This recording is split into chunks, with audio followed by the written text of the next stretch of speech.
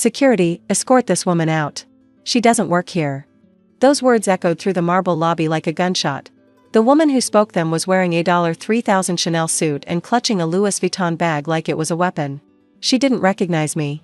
Her own daughter. Standing in the building that bore my name. The security guard, Marcus, looked between us with confusion spreading across his face. He'd worked for me for 4 years. He knew exactly who I was. But my mother, Patricia Morrison, had no idea she was about to destroy herself in front of 47 employees. 7 years. That's how long it had been since I'd seen her face. 7 years since she looked me in the eyes and said the words that still burned in my memory like acid. But let me start from the beginning. I was 22 years old when my family decided I was worthless.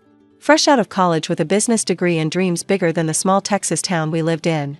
My older sister, Vanessa, had just announced her engagement to Bradley Whitmore III, heir to a regional banking fortune.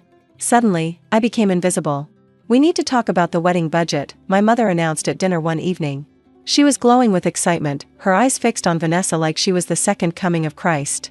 "Your father and I have decided to use your college fund for the reception venue." I nearly choked on my water. My college fund? I already graduated. That money was supposed to help me start my business. My father, Richard Morrison, didn't even look up from his steak. "Brooke, let's be realistic. You're not entrepreneur material. Vanessa's wedding is an investment in this family's future. The Whitmores are connected. This marriage will open doors for all of us." "All of us?" I laughed bitterly. "You mean all of you?" Vanessa rolled her eyes, her diamond engagement ring catching the light. "Don't be dramatic, Brooke. You can start your little business later. My wedding only happens once." Little business. That's what they called my dream. I had spent 4 years developing a business plan for a consulting firm that would help small businesses navigate digital marketing. I had projections, market research, potential clients already interested. But to them, it was just Brooke's little hobby. "I saved that money too," I said quietly. "Grandma left me that inheritance specifically for my future. You can't just take it." My mother's face hardened. "Your grandmother is gone, Brooke. And while she was alive, she clearly didn't understand the importance of family unity. Vanessa's wedding will benefit everyone. Your little marketing idea can wait." "It's not just marketing. It's a full-service digital consulting firm. I have a 50-page business plan, enough." My father's voice cut through the room like a blade. "The decision is made. If you can't support your sister's happiness, maybe you should reconsider your place in this family." I stared at him, waiting for someone, anyone, to defend me. My mother examined her manicure. Vanessa smirked into her wine glass. The silence was deafening. "Fine," I said, standing up so fast my chair scraped against the hardwood floor. "If that's how you feel, then I'll remove myself from the equation entirely." "Brooke, don't be ridiculous," my mother started. "You made your choice crystal clear. Vanessa is the golden child. I'm just the backup daughter you keep around for appearances. Well, I'm done being your afterthought." I walked out that night with 2 suitcases and $847 in my checking account. My grandmother's inheritance, $75,000 that was supposed to be mine, had already been transferred to the wedding fund. I had nothing. No. That's not true. I had something they could never take from me, my determination to prove them wrong. The first 2 years were brutal.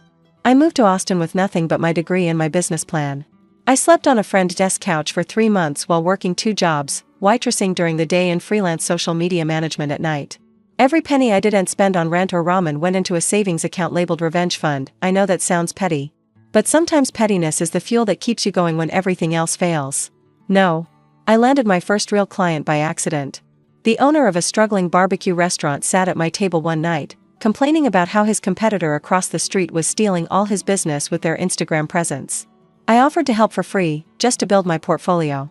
Within 3 months, his revenue had increased by 40%. He told everyone he knew. Word spread. By year 3, Morrison Digital Consulting had 7 employees and an office in downtown Austin. Yes, I kept my last name. I wanted to prove that a Morrison could build something without handouts, without connections, without the precious Whitmore family opening doors. By year 5, we had expanded to Houston and Dallas. I was featured in Austin Business Journal as one of the top entrepreneurs under 30.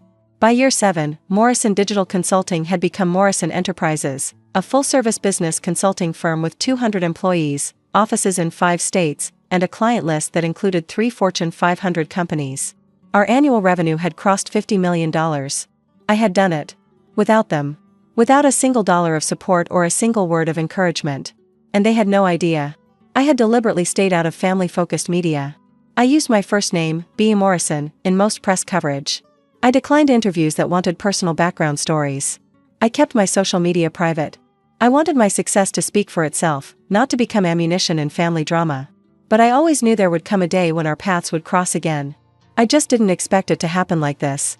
The morning my mother walked into Morrison Enterprises' flagship building in Austin, I was coming back from a client breakfast meeting.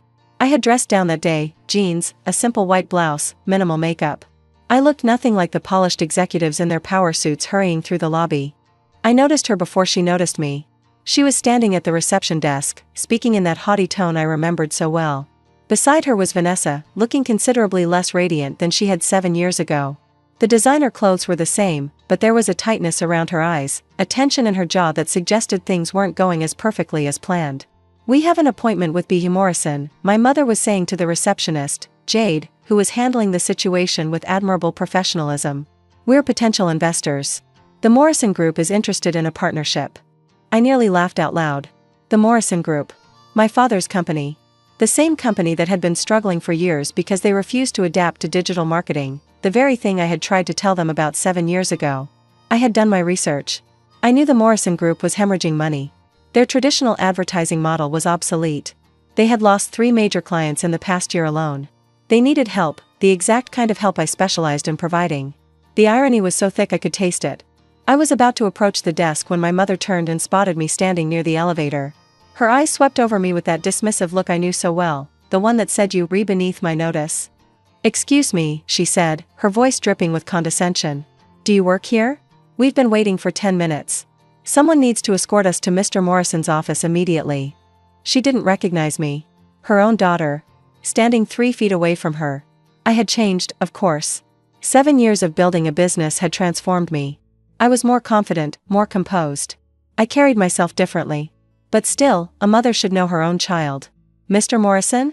I repeated, allowing a small smile to play at the corner of my lips. "Yes, being Morrison. The CEO. Don't tell me you don't even know who runs this company." She turned to Vanessa with an exasperated sigh. "The quality of employees these days is appalling." Vanessa was staring at me with a strange expression. Something was flickering in her eyes, recognition trying to break through. "Mom," she said slowly, "doesn't she look like security?" my mother called out, cutting Vanessa off. She pointed directly at me. "Security, escort this woman out. She doesn't work here."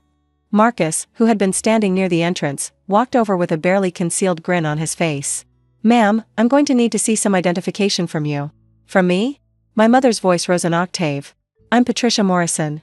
I'm here for a business meeting. This woman is clearly trespassing." "Actually," Marcus said, "I was talking to you. I need to verify your appointment." He turned to me. "Good morning, Ms. Morrison. How was your meeting?" The color drained from my mother's face. Slowly. Like watching a sunset in reverse. "Ms. Morrison," she whispered. I smiled and pointed to the massive letters etched into the wall behind the reception desk. Morrison Enterprises. And below it, in smaller but still prominent text, "Founded by Brooke Morrison, CEO." "Check the name on the building, Mother." Vanessa's hand flew to her mouth. My mother's Louis Vuitton bag slipped from her fingers and hit the marble floor with a thud that echoed through the suddenly silent lobby. "Brooke." My mother's voice cracked. That's impossible. You were supposed to, you couldn't possibly." "Couldn't possibly what?" I asked calmly. "Succeed? Build something?